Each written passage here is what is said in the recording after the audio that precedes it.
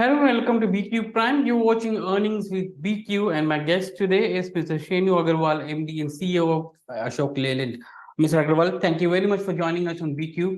Uh, my first question to you is good set of top line numbers coming in. Can you give us a breakup of how the mix has been, how the volumes have grown, and what kind of pricing has gone into this good set of from revenues? Yeah, this has been a remarkable year for Ashok Leyland in many, many ways. If you look at our market share, market share increased, especially on the MHCV side, it increased by roughly about 5%. The industry itself helped us quite a lot because there were good tailwinds from the industry side as well.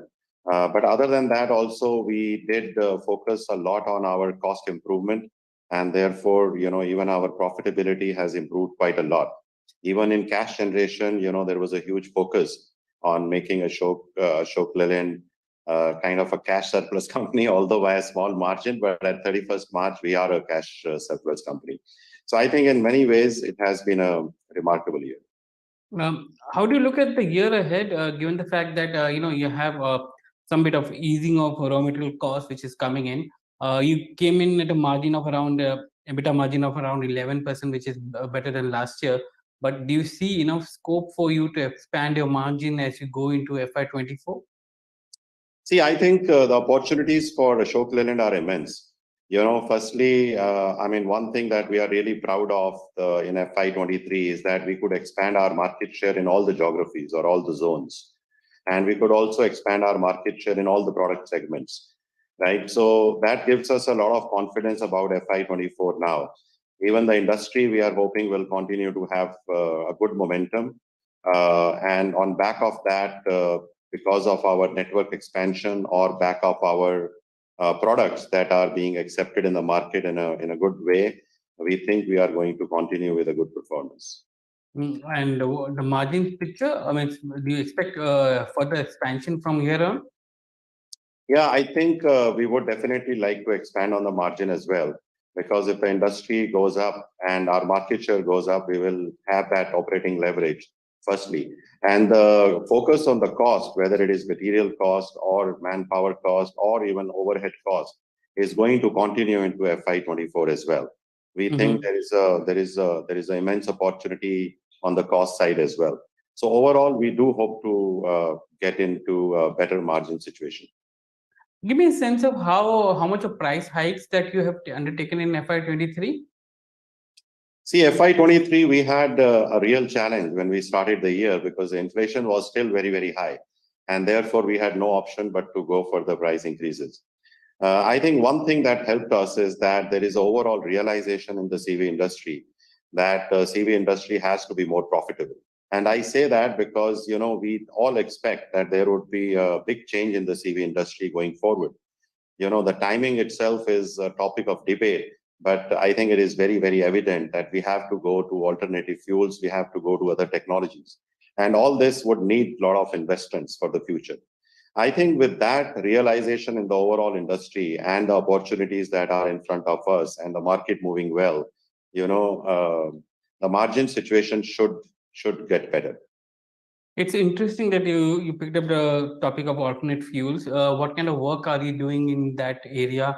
When can we see a product portfolio having a sizable amount of alternate fuel vehicles coming in from on a CV front from your end? Yeah, see, as far as the bus segment is concerned, you must already be aware that through our group company Switch, we are already into electric buses. We have lots of buses in the market already, right? Mostly focus on the STU segment right now. But overall, we want to expand that into all the other segments as well. Also, during FY24, maybe towards the fag end of FY24, we also want to enter into the electric LCV space with our Dost and Bada Dost models. And then beyond that, we are also preparing for electrification of rest of the product segments as well. But that is only one thing that is Ashok Leyland ready for electric or alternative fuels, and definitely we are confident that we will be ready in time or ahead of time. But the other thing we also want to do is participate in the ecosystem development, because as you can understand, it's not just the bus or the truck, which will be important, for the country to adopt this change. But also a good ecosystem will have to be also ready. So Ashok Leyland's approach is to participate in the ecosystem development as well, so that we can fasten this change and benefit the country on many accounts. Mr. Agarwal, a lot has been talked about electrification of vehicles, and there are few challenges with respect to CV because of the kind of loads it has to carry and other stuff. My question is that what is the kind of investments that you're putting in for this kind of futuristic vehicles which you're looking at? And when you move towards alternate vehicles, do you need further capital requirements or is it that your internal cash flows are enough to fund these kind of alternate fuels? Yeah, see, our regular capex is roughly around 500 to 600 crores. And even for FY24, we think it would be within 600 to 750 crore range. Right now, much of this capex is actually already focused on alternative fuels. Right, so we don't need to worry too much about capex. In any case, it is a transient program which started a few years ago and will get into next few years as well. And the health of our balance sheet is pretty good right now. As I said, we ended up cash surplus, although by a small margin, but we ended up cash surplus at end of FY23. So we think we have enough wherewithal to fund these developments. Are you looking at an investor for your electric vehicles, or the company which we have formed for electric vehicles, Switch? Yeah, so for Switch, we have been looking at investments, and we would like to have a more moderated approach on it, because we are not looking at any investment, but we are looking at an investment from a strategic partner. Right? To that extent, we are not in a hurry. Of course, as I said, Ashok Leyland has enough wherewithal to fund our developments on alternative fuels as well as Switch. So there is no hurry. I mean, but at the right time, at the right profile of the partner, whenever we get, we are open to that. Give me a sense of how the high tonnage vehicles market is looking. There is some concern that there may be some softening that may happen at the end of first half or something. Do you see that kind of softening happening, or is it? And what kind of volume growth do you expect in FY24? Yeah, so see, as far as the industry volumes are concerned, we have a CRISIL report that says that MHCV will probably grow between 10 to 12%. Buses would grow actually faster or much higher than that. And also LCV will also grow in a mid-single digit, right? So I think that is the overall kind of environment that we agree with as far as the industry volume is concerned. And our intent or effort would be to, again, this year, beat the industry volume growth. So Ashok Leyland hopefully will do better than the industry. Do you expect some moderation in growth, specifically for CVs in the first half of the year? Oh, no, not first half, but there was a pre-buying in March because of the implementation of the OBD2 norms, and there was an expectation in the market that prices would go up from April onwards, right? So to that extent, there was some pre-buying in March, which may have some effect on April and May. But I think that would be like very temporary. Overall, the fundamental macroeconomic factors or whatever is driving the CV industry right now, I mean, so those are in good momentum, and we think FY24 would be a good year again. What on the pricing front, do you see some kind of discounts coming in, considering the fact that the raw material prices have softened in the last couple of quarters?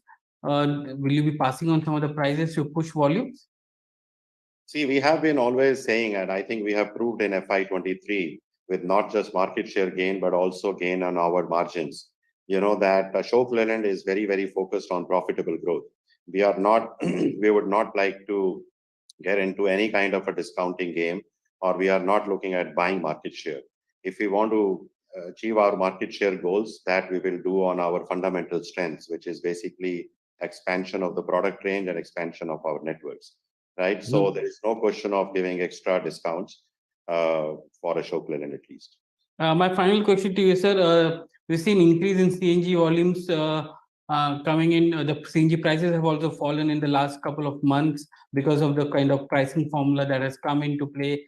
Do you see bus volumes going up from here? What kind of order book that you see, or what kind of order book you're sitting on, especially with respect to buses?